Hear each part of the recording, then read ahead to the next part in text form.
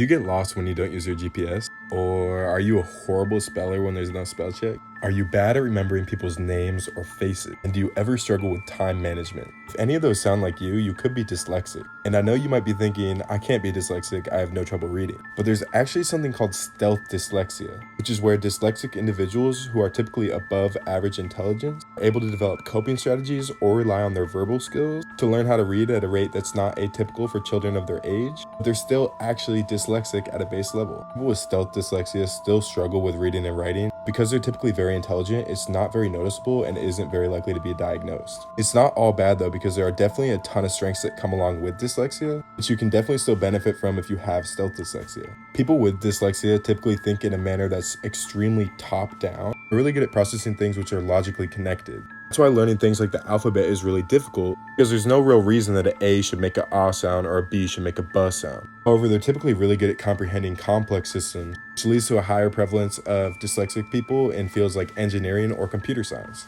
They also typically excel in verbal skills and creativity. Because they're such top-down thinkers, they're really good at looking at the big picture. They're also more likely to become CEOs. So if you think you may be dyslexic, make sure you use spell check when sending out those corporate emails.